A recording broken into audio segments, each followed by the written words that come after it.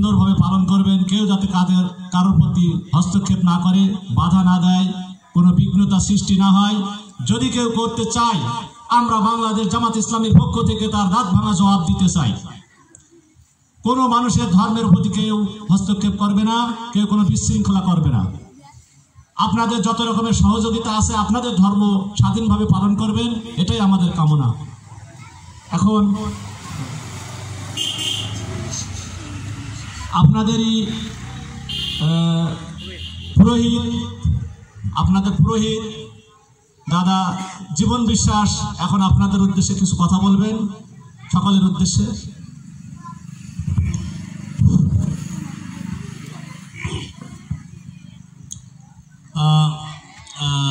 অধ্যক্ষ, সম্মানিত সভাপতি বাংলাদেশ জামায়াত ইসলামী, ধন্যবাদ জানাই। আর অন্যান্য যারা আপনারা উপস্থিত হয়েছেন সকলকে আমাদের শুভ বড়দিনের শুভেচ্ছা এবং কৃতজ্ঞতা আপনাদেরকে জানাই।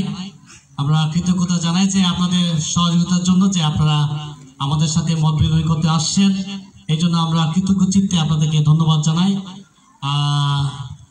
আর আজকে আমরা বিশেষ দিনে আমরা সেই প্রভু যিশুর জন্মদিন আমরা পালন করছি। এটা আসলে আমরা সারা বিশ্ব এটা পালন করে থাকি। আর এটা শান্তির বার্তা, যেন মানুষের মধ্যে যেন শান্তি, ইসলাম তিনি শান্তি দেওয়ার জন্য এই দুনিয়াতে তিনি আসছেন। আর সেই উদ্দেশ্যে আমরা এই দিনটি আমরা উদযাপন করি এবং শান্তির বার্তা যেন প্রতিষ্ঠিত হয়, সেই উদ্দেশ্যে আমরা এই দিনটা উদযাপন করি। যেন শান্তি যেন সমস্ত মানুষের ভিতরে, যেন মানুষের কল্যাণে যেন শান্তি প্রতিষ্ঠিত হয়। আর আমরা বাংলাদেশের নাগরিক, আমরা হিন্দু, মুসলিম, বৌদ্ধ, খ্রিস্টান, আমরা চাই যেন প্রত্যেকে যেন শান্তিতে যেন আমরা বসবাস করতে পারি, মিলেমিশে যেন আমরা থাকতে পারি। এবং আমাদেরও কাম্য আপনাদের সহযোগিতা আমরা পেয়েছি, এই জন্য আমরা ধন্যবাদ এবং কৃতজ্ঞতা জানাই।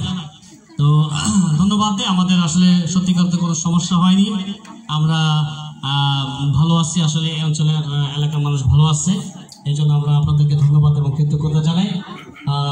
তো বিশেষভাবে আমাদের জন্য দোয়া করবেন। আমরা যারা আছি এই জায়গায়, বা আমি এখানকার ইমাম হিসাবে আছি, পুরোহিত হিসাবে আছি, যেন আমরা মিলেমিশে আমরা ভাই ভাই সবাই, ঠিক আছে, আমরা ভাই ভাই, আমরা বাংলাদেশের নাগরিক, আমরা সবাই ভাই ভাই। এবং আমরা যেন, আপনি একজন পুরোহিত হিসেবে বাংলাদেশ জামায়াত ইসলামী সম্পর্কে আপনার ধারণা কি? বাংলাদেশ জামায়াত ইসলাম হিসাবে আমি যেটা, তারা শান্তির জন্য কাজ করে, তারা মানুষের পাশে থাকে, তারা মানুষকে সহায়তা করছে এবং তারা সুন্দরভাবে দেশকে পরিচালনা করার জন্য তারা চেষ্টা করছে। এবং সামনে রাষ্ট্রীয় ক্ষমতায় কাদেরকে দেখতে চান? সামনে এখন আমরা চাই যেন যারা সুন্দর সুষ্ঠুভাবে দেশ পরিচালনা করতে পারে তারাই যেন আসুক, ঠিক আছে। এটা আসলে কেউ বলতে পারছেন, কিন্তু আল্লাহ তিনি জানেন। মালিক যদি রহমত হয় যে ভালো, তিনি আসবেন, ঠিক আছে। আমি বলতে পারছি না, কিন্তু আমরা দোয়া করছি যেন একটি সুন্দর সমাজ, সুন্দর দেশ যেন উপহার দেয়, যেন সুন্দর রাষ্ট্র পরিচালনা করে এবং মানুষের ভিতরে যেন ভ্রাতৃত্ব সৃষ্টি করে, এমন লোককে আমরা চাই, এমন দলকে চাই যারা আমাদেরকে একটা সুন্দর, আমরা হিন্দু, মুসলিম, বৌদ্ধ, খ্রিস্টান, আমরা সবাই ভাই ভাই, যেন আমরা মিলেমিশে যেন আমরা চলতে পারি, আমাদের ভিতরে কোনো কলহ নেই, আমরা সবাই ভাই ভাই, ঠিক আছে। এবং আমাদের কিতাব শিক্ষা দিচ্ছে যে আমরা সবাই ভাই ভাই। আমার প্রতিবেশী, আমার বন্ধু বান্ধব, সে যেই ধর্মে থাকুক না কেন, সে আমার ভাই।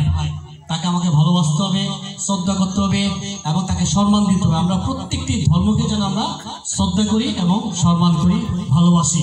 আর যদি আমরা যখন এই সম্মান করবো, তখন আমাদের ভিতরে মূল্যবোধটা সৃষ্টি হবে, একটি সুন্দর সমাজ, সুন্দর দেশ এটি গঠন হবে এবং সুন্দরভাবে এই দেশ পরিচালিত হবে। তো আমি আবারও পরিশেষে কৃতজ্ঞতা জানাই আপনাদেরকে, সুন্দর ধন্যবাদের জন্য। আপনারা আছেন, পরিশেষে আবারও বড়দিনের শুভেচ্ছা জানিয়ে এই মন্ডলীর পক্ষ থেকে, এখানকার যারা সদস্য আছে তাদের পক্ষ থেকে আমি কৃতজ্ঞতা শুভেচ্ছা জানাই। শুভ বড়দিন। ধন্যবাদ সবাইকে।